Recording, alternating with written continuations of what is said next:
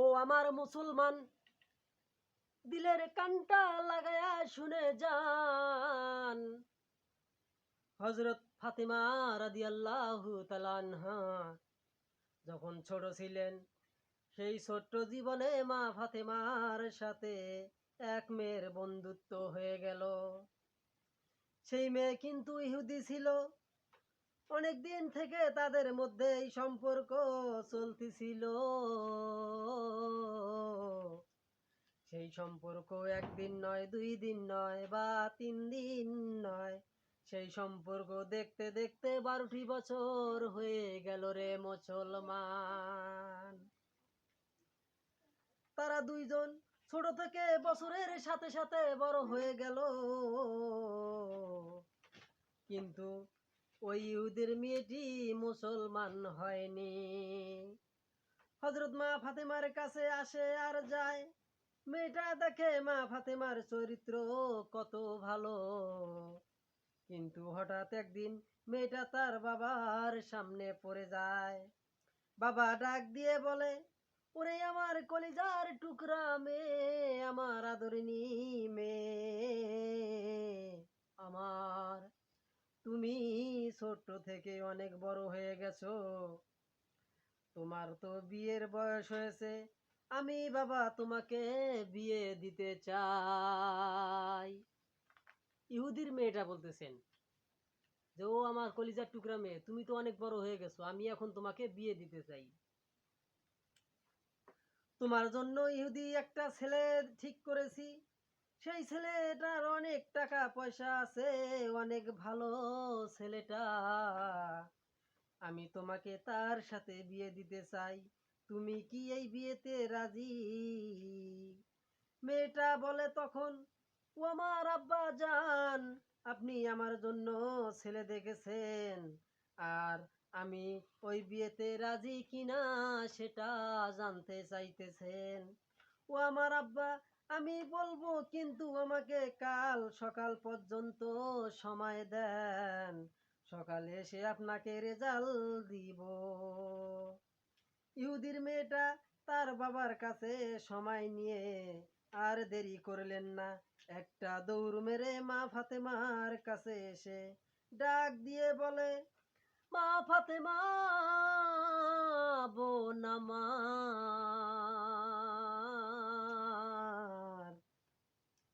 ও আমার বোন, অনেক দিন থেকে তোমার সাথে আমার চলাফেরা, ওঠা বসা এবং সম্পর্ক।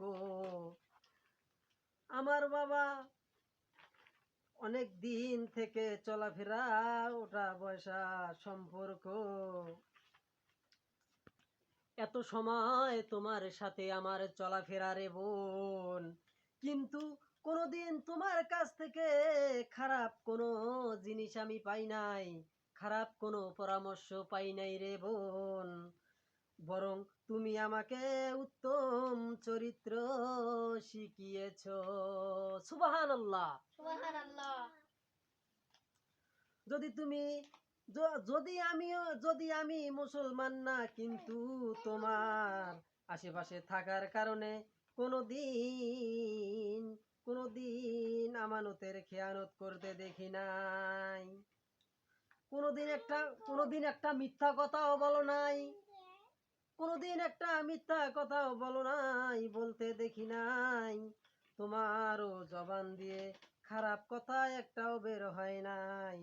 ও ফাতেমা, তোমার কাছ থেকে আমার জীবনে আমি অনেক অনেক পরামর্শ নিয়েছি রে বোন।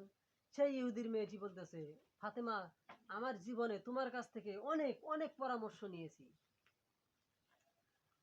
সব ক্ষেত্রে তুমি আমাকে পরামর্শ দিয়েছো, কিন্তু আজকে একটা আমার জীবনের বড় পরামর্শ নিতে চাই, আমার সারা জীবনের বড় পরামর্শ নিতে চাই, তুমি দেবে কিনা? তখন ফাতেমা বলে, বোন বলো কি বলতে চাও?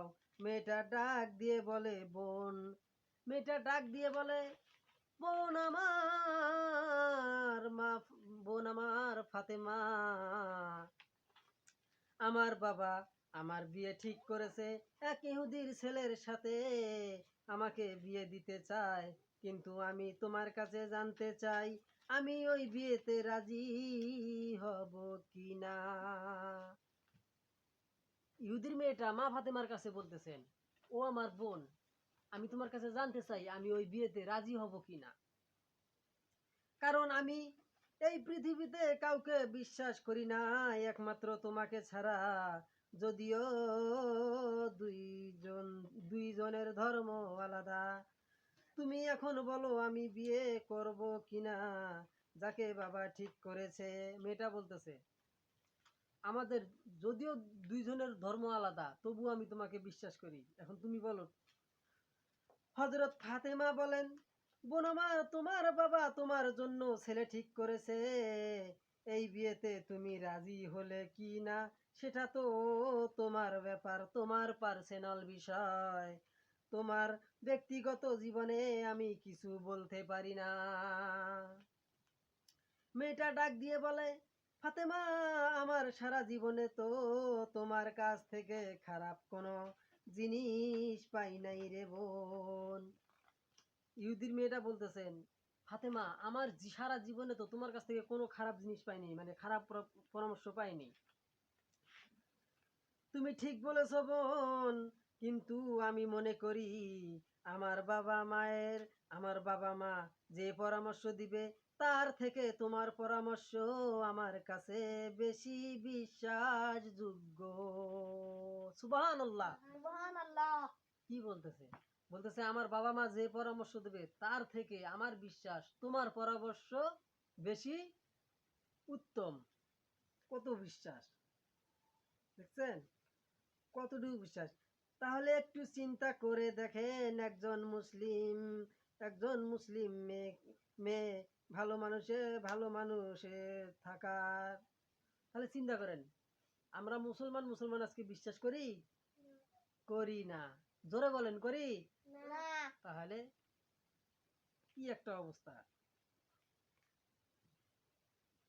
তাহলে হযরত ফাতেমা ডাক দিয়ে বলে, বোন আমার, তোমার বাবা তোমার জন্য বিয়ে ঠিক করেছে, আমার মন বলছে ভালোই হবে তুমি রাজি হয়ে যাও। তার কারণ কোনো বাবা চায় না সন্তানের ক্ষতি হোক। তুমি বিয়েতে রাজি হয়ে যাও। তখন মেয়েটা ফাতেমাকে জড়িয়ে ধরে চোখের পানি ছেড়ে দিয়ে বলে, বোন আমার, দীর্ঘ 12 বছর তোমার সাথে আমার সম্পর্ক, কোনোদিন তোমার কাছে কিছু চাই নাই, তোমার কাছে কিছু চাই নাই রে ফাতেমা। তোমার কাছে আজ একটা জিনিস আমি চাইবো, তোমার কাছে আজকে আমি একটা জিনিস বলতে চাই। আমার বাবা বিয়ে দিবে ঠিক আছে, তুমি বললে রাজি হয়ে যাও, আমি রাজি হয়ে যাব, কিন্তু শর্ত আছে এখানে একটা। ফাতেমা, তুমি আমাকে বলতেছো এই বিয়েতে রাজি হয়ে যাও, ঠিক আছে আমি বিয়েতে রাজি হয়ে যাব, কিন্তু এখানে একটা কি আছে, শর্ত আছে। একটা শর্ত আছে, সেই শর্তটা হলো, তুমি যদি আমার বিয়েতে আসো রে বোন, তুমি গেলে আমি বিয়ে করব, আমি রাজি। আর যদি তুমি না যাও, দুনিয়া ওলট পালট হয়ে গেলেও আমি পৃথিবীর কোনো ছেলেকে বিয়ে করব না। সুবহানাল্লাহ। সুবহানাল্লাহ। কি বলতেছেন? তখন মা ফাতেমা কেঁদে ডাক দিয়ে বলেন, বোন রে, তুমি তো ইহুদি আর আমি হলাম মুসলিম, তোমরা তো আমাদেরকে জাত শত্রু ভাবো, জাত শত্রু মনে করো। আর আমি যদি তোমার বিয়েতে যাই, আমার বাবাকে লোকজন গালাগালি দিবে, তোমাদেরকেও মানুষ গালি দিবে, এজন্য তোমার বিয়েতে আমি যেতে পারবো না। তখন মেয়েটা ডাক দিয়ে বলে, বোন রে, ও ফাতেমা, আমি ইহুদি হতে পারি, তোমার সাথে সাথে থেকে যা আদর্শ যে চরিত্র শিখেছি, আর তুমি যদি আমার বিয়েতে না যাও, আমি বলে দিলাম দুনিয়ার কোনো ছেলেকেই বিয়ে করব না। আল্লাহু আকবার। আল্লাহু কোনো ছেলেকেই বিয়ে করব না। একথা শুনে মা ফাতেমা বড় আবেগী হয়ে গেলেন। তারপর বললেন, বোন তুমি যাও, ইনশাআল্লাহ আমি তোমার বিয়েতে যাব। কি বললো? বোন তুমি যাও, ইনশাআল্লাহ আল্লাহ যদি চায় আমি তোমার বিয়েতে যাব। আমি না গেলে যখন তুমি মানবেই না, যাও যাও আমি তোমার বিয়েতে যাব। ইহুদি মেয়েটা এই কথা শুনে বাবার কাছে গেলেন। এক দৌড় মেরে বাবাকে ডাক দিয়ে বললেন, ও বাবা, ও আমার বাবা, আপনার পছন্দের ছেলেকে বিয়ে করতে আমি রাজি। ইহুদি বাবা অনেক খুশি হয়ে গেলেন আর বললেন, আমার তো আর সন্তান নেই, একটাই সন্তান, যাক ভালোই হলো, বিয়েতে রাজি হয়ে গেছে। বাবাটা মনে মনে বলতেছেন, ভাবতেছেন, একটা এটা একটা মেয়েটা বলতেছেন আমি রাজি, কিন্তু একটা আমার শর্ত আছে বাবা।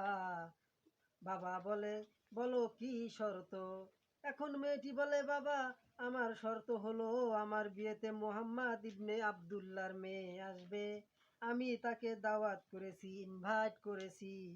এ কথা শুনে ইহুদির মাথা গরম হয়ে গিয়ে ইহুদি দাঁড়িয়ে গেলেন। ইহুদি দাঁড়িয়ে গেলেন, মেয়ে তুমি কি বলো? সে তো আমাদের জাত শত্রু।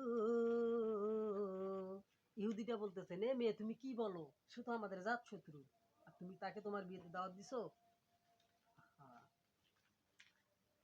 তারা তো আমাদের ধর্মের বিরুদ্ধে চলে গিয়েছে। তুমি কেমনে চিন্তা করলে, কেমনে ভাবলে আমি রাজি হয়ে যাব? আমি রাজি হয়ে যাব। মারে প্রয়োজন হয় তোমাকে আমি বিয়েই দেব না, তারপরেও মুহাম্মাদের মেয়েকে আমার বাড়িতে আনবো না, আসতে দেব না।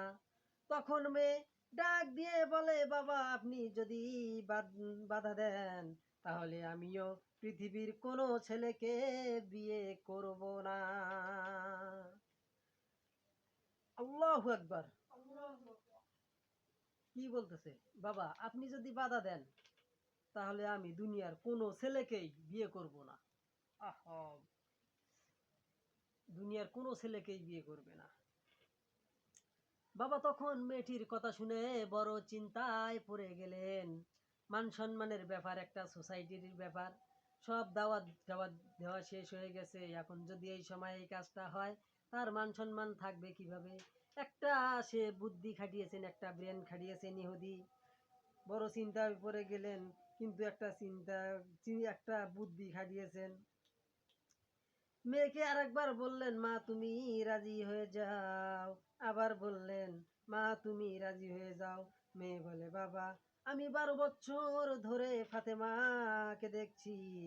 আমার আমার জানা মতে আসমানের নিচে দুনিয়ার বুকে ফাতেমার মতো কোনো মেয়েই হতে পারে না। সুবহানাল্লাহ। সুবহানাল্লাহ। আর তাকে তুমি বাধা দাও।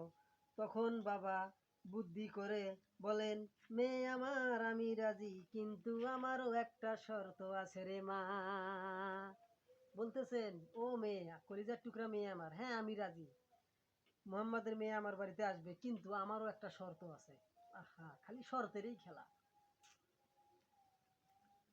মুহাম্মদ তো গরিব মানুষ, তার মেয়েকে মুহাম্মদ তো গরিব, তার মেয়েও তো গরিব, তিনি 3 বেলা খাবার পায় না, তাদের ঘর ভাঙা, থাকার কোনো জায়গা নাই, ভাঙাচুরা ঘর, সুন্দর একটা কাপড় নাই। তোমার বিয়েতে যারা আসবে তারা তো অনেক বড় লোক রে মা, তাদের টাকা পয়সার কোনো অভাব নাই, কোটি কোটি টাকার মালিক তারা, তারা তো কোটি কোটি টাকার মালিক। তবে তোমার বিয়েতে তারা তো অনেক দামি দামি পোশাক আশাক পরে আসবে রে মা। যদি মুহাম্মাদের মেয়েকে আসতে হয়, তবে তোমার বিয়েতে আসতে পারে। যদি সবার মতো তার একটা দামি পোশাক থাকে, দামি পোশাক পরে আসতে হবে রে মা, আমার এইটা শর্ত।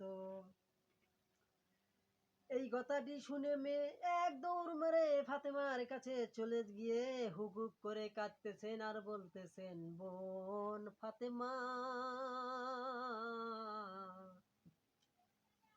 ফাতেমা, ফাতেমা রে বোন আমার, তুমি আমার বিয়েতে আসো, এটা বাবা কোনোভাবেই মানতে চায় না, কোনোভাবেই মানতে চায় না রে বোন, কিন্তু শর্ত দিয়েছে একটা, তুমি আমার বিয়েতে গেলে নতুন একটা জামা লাগবে।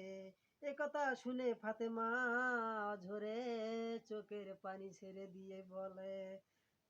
দিয়ে ডাক দিয়ে বলে, আল্লাহ, যার ঘরে ঠিকভাবে খাবার থাকে না, যার বাবার পেটে পাথর বাঁধা থাকে, চুলায় কোনো আগুন জ্বলে না দিনের পর দিন, মাসের পর মাস, আগুন জ্বলে না, না খেয়ে শুধু পানি খেয়ে কত যে রাত, শত শত রাত কেটে গিয়েছে না খেয়ে। আল্লাহ, জীবনে কোনোদিন নতুন কাপড় দেখি নাই ও বোন, আমি যেতে পারবো না, আমার তো নতুন জামা নাই। মেয়ে বলে, তুমি না গেলে তো আমি বিয়েই করব না। ফাতেমা বলে, আমি কোথায় পাবো নতুন জামা, আমি কিভাবে ব্যবস্থা করব, আমার তো কোনো উপায় নাই রে বোন, আমার কোনো ব্যবস্থা নাই, আমি আমার গরিব বাবার কাছে কিছুই বলতে পারবো না। সেই সময় মেয়েটি ডাক দিয়ে বলে, ও ফাতেমা, আমি তোমাকে অনেক দিন ধরে দেখেছি, তুমি বলছো তোমার একজন পছন্দের মানুষ আছে, তোমার একজন ভালোবাসার মানুষ আছে, তুমি যাকে পছন্দ করো তিনি তোমার স্রষ্টা, তোমার আল্লাহ। আল্লাহু আকবার। আল্লাহু আকবার। তুমি অনেকবার আমাকে বলেছো তোমার রব আল্লাহ সব কিছুই সৃষ্টি করেছে, তোমার বাবাকে অনেক কিছুই দিতে চেয়েছিল, সোনার পাহাড়ে দিতে চেয়েছিল, কিন্তু তিনি নেয়নি। তুমি বলেছো যা কিছু চাবা তোমরা তাই পাবা। আল্লাহ নাকি তোমার সব কথা শুনে রে বোন, তোমার কথার জবাব দেয়। আমার মন বলতেছে তুমি তোমার রবের কাছে চাও, একটা জামা চাও, দামি পোশাক চাও, আমার বিশ্বাস তোমার ওই সৃষ্টিকর্তা, তোমার ওই আল্লাহ তোমাকে ফিরাবে না রে ফাতেমা। জোরে সুবহানাল্লাহ। দেখছো কত সুন্দর একটা গান। তখন মা ফাতেমা, হযরত ফাতেমা মুস্কি একটা হেসে দিয়ে বলে, বোন, ইনশাআল্লাহ, ইনশাআল্লাহ, যাও তোমার বিয়েতে যাব, এবং এই দুনিয়ার সব থেকে দামি পোশাক পরে তোমার বিয়েতে যাব রে বোন। কি বললো? মুস্কি হেসে বলল, ইনশাআল্লাহ, যাও বোন, আমি তোমার বিয়েতে যাব, কিন্তু দুনিয়ার সব থেকে দামি পোশাক পরে তোমার বিয়েতে যাব। আহ, বাবা ফাতেমা, ফাতেমা, মেয়েটা তখন একটা দৌড় মেরে বাবার কাছে গেলেন। ফাতেমা বাবার কাছে গিয়ে বললেন, ফাতেমা আমার বিয়েতে আসবে এবং দুনিয়ার সব থেকে ভালো পোশাক পরে আসবে বলছে। তখন ইহুদি হাসি দিয়ে বলে, যার ঘরে কোনো খাবার থাকে না, যারা নাকি ঠিকভাবে খাইতে পারে না, সে কিভাবে নতুন কাপড় পরে আসবে, সে কিভাবে নতুন কাপড় পরে আসবে বিয়ের দিন। এদিক মধ্যে বিয়ের দিন চলে আসলো। মেয়ে তারপর ফাতেমার কাছে এসে বলে, বোন, কোনো উপায় হলো নাকি, কোনো উপায় হলো নাকি? ফাতেমা বলে, আমি তো ভুলেই গেছি, কালকে তোমার বিয়ে। বলে, বোন যাও ইনশাআল্লাহ, ইনশাআল্লাহ কালকে আমি তোমার বিয়েতে যাব, আর দুনিয়ার সব থেকে দামি পোশাক পরে যাব। এই কথাটি বলে মেয়েটা, এই কথাটি শুনে মেয়েটা চলে গেল। তারপরে এশার এশার সময় হলো, এশার নামাজ আদায় করলেন। আদায় করে দুই হাত তুলে বলতেছেন, আল্লাহ, ও আমার আল্লাহ। মা ফাতেমা বলতেছেন, আল্লাহ, এই জীবনে আমি খেয়ে না খেয়ে তোমার ইবাদত করেছি, তারপরেও কোনো অভিযোগ নাই আমার। আমি এই জীবনে তোমার কাছে কোনো কিছু চাই নাই আল্লাহ, আর বাকি জীবনেও কোনো কিছু চাবো না আল্লাহ। কিন্তু আজকে একটা জিনিস চাবো তোমার কাছে আল্লাহ, তুমি আমাকে ফিরিয়ে দিও না। এই জিনিসটা যে আমি নিব, আমার সৌন্দর্য বাড়ানোর জন্যে না, মানুষকে দেখানোর জন্যে না, আমি আমার নিজের অহংকারের জন্যে নিব না, আমি ইসলামের জন্য নিব, আমি পর্দার জন্যে নিব আল্লাহ, আপনি আমাকে দেন, ফিরাইয়া দিয়েন না। তখন আল্লাহ আরশের উপরে থেকে জিব্রাইল আলাইহিস সালামকে বলে, জিব্রাইল তুমি কোথায়? জিব্রাইল বলে, আমি তো সিদরাতুল মুনতাহায়। বলতেছে, জান্নাতুল ফেরদাউসে যাও, গিয়ে একটা কাপড়ের সেট নিয়ে তাড়াতাড়ি গিয়ে মা ফাতেমার ঘরের কোনায় রেখে আসো। জিব্রাইল সঙ্গে সঙ্গে জান্নাতুল ফেরদাউসে যায়। ফেরদাউসে গিয়ে একটা কাপড় নিয়ে, কাপড়ের দুইটা প্যাকেট নিয়ে মা ফাতেমার ঘরে গিয়ে এক কোনায় রেখে দেয়।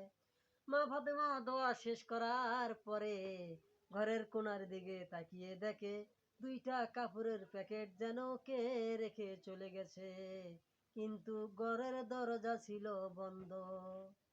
এই কাপড় দুইটার প্যাকেট নিয়ে মা ফাতেমা এক দৌড় মেরে নবীজির কাছে যায়, কলিজার টুকরা বাবার কাছে যায়। বাবার কাছে গিয়ে বলে, ও আমার আব্বাজান, ও গো দয়ার নবী, মায়ার নবী, কলিজার টুকরা নবী গো, আমি জানি না এই কাপড় দুটো কোথা থেকে আসলো। আমি আল্লাহর কাছে দোয়া করে কাপড় চাইছি, হঠাৎ দেখি ঘরের কোণে কাপড় দুইটা আব্বাজান। নবীজি কাপড় দুইটা এভাবে দেখে, সুন্দর সুন্দর পাথর বসানো, সুতাগুলা কত সুন্দর। নবীজি বলতেছেন, এই এই কাপড় তো দুনিয়ার কোথাও নাই। নবীজি বড় চিন্তায় পড়ে গেলেন।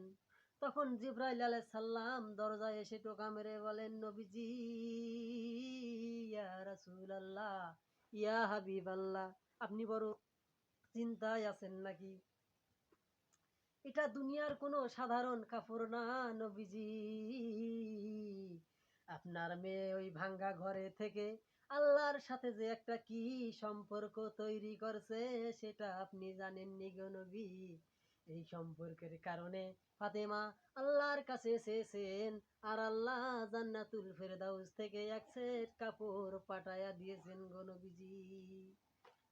তখন নবীজি বলতে, দুই চোখ পানি ছেড়ে দিয়ে বলতেছেন, আমার জীবন আজকে সার্থক, যে আমার মেয়ে আমি ঠিকভাবে খাইতে দিতে পারি না, ভাঙ্গা ঘরে থেকে আল্লাহর সাথে একটা সম্পর্ক তৈরি করছে, আমি ধন্য, আমি নিজেকে ধন্য মনে করি। এই কথা বলে চলে গেলেন। তারপর নবীজি বলতেছেন, ফাতেমা তুমি তো ইহুদির মেয়ের বিয়ের বাড়িতে যাবা, কিন্তু বেপরদায় যাও না। তখন ফাতেমা বলতেছেন, আব্বাজান, আমি আপনার মেয়ে ফাতেমা, আমি পাগল নাকি? আমি বেপরদায় যাব নাকি? আমি যতই কাপড় পরি না কেন, কিন্তু কাপড় একটা সিলোয়ার, একটা কামিজ আর একটা ওড়না, তাহলে বোঝা গেল তিনটা পোশাক হবে মেয়েদের জান্নাতি পোশাক। ফাতেমা বলতেছেন, আমি বেপরদায় যাব না আব্বা, আমি যতটুকু পর্দা করার দরকার আমি ততটুকুই পর্দা করে যাব। কারণ এখনকার যুগের মেয়েরা নতুন জামা কাপড় কিনলে চুল ছেড়ে দিয়ে কি বেপরদা হয়ে চলে, চলে না? হ্যাঁ, কত বেপরদা হয়ে চলে। এই কারণে নবীজি কিন্তু জানেন ফাতেমা বেপরদায় যাবে না, তবুও বাবার দায়িত্ব পালন করেছেন বলে। তারপর দিন সেই সময় হলো, ফাতেমা রাদিয়াল্লাহু তাআলা আনহা সেই বিয়ের বাড়িতে গেলেন। যখন বাড়িতে প্রবেশ করবেন, কি যে একটা বাসনা বাড়াইছে, কি যে একটা ঘ্রাণ বাড়াইছে, কি যে একটা ঘ্রাণ বাড়িতে ছড়িয়ে গেছে, আর যেখানে ঢুকেছে ময় উজাল হয়ে গেছে। ওখানে যত মেয়ে ছিল সব মেয়ে ফাতেমার দিকে তাকিয়েছিলেন। মুহাম্মাদের মেয়ে এই কাপড়, এই জামা কোথায় পেলো, এই জামা কোন মার্কেট থেকে কিনেছে, কোন দোকান থেকে কিনেছে, আমরাও কিনতে চাই। তখন সব মহিলারা ফাতেমাকে জিজ্ঞাসা করে, ও বোন ফাতেমা, তুমি এই জামাটা কোন মার্কেট থেকে কিনছো, আমাদেরকে বলো, আমরাও কিনবো। তখন ফাতেমা বলতেছেন, তোমরা এই মার্কেট তো চিনবা না, তোমরা এই মার্কেট চিনবা না, মার্কেট তো চিনবা না, এই দোকানও চিনবা না। তখন কোন কোন মহিলা বলে, আরে ফাতেমা কয় কি, এমন কোনো মার্কেট নাই আমরা চিনি না, দোকানদারের নাম্বার পর্যন্ত আছে, কোন কোন গলিতে কোন কোথায় কার দোকান তাও আমাদের জানা। আরে বলে আমরা মার্কেট চিনবো না, দোকান চিনবো না, এ বলে কি। আরো জিদ ভাসি গেছে মেয়ে মহিলাদের। বলে, বোন তুমি বলো কোন মার্কেটের দোকান। তখন ইহুদির মেয়েটা ফাতেমার বান্ধবী বাবাকে ডাক দিয়ে বলে, বাবা গো, এই যে দেখো তুমি যে ফাতেমাকে আসতে দাও নাই, এই যে ফাতেমা জামা পরে আছে, এই সব থেকে দামি জামা, এই জামা তুমি আমাকে কিনে দাও, তা না হলে আমি বিয়ে করব না। তখন মহিলারা সবাই বলতেছেন, বিয়েটি ওদিক বাদ, বিয়ে থাক ওদিক, আগে আমরা জানবো এই কাপড়টা কোন মার্কেট থেকে কিনছে, তারপরে সব বিয়েটি ওদিক টানাও।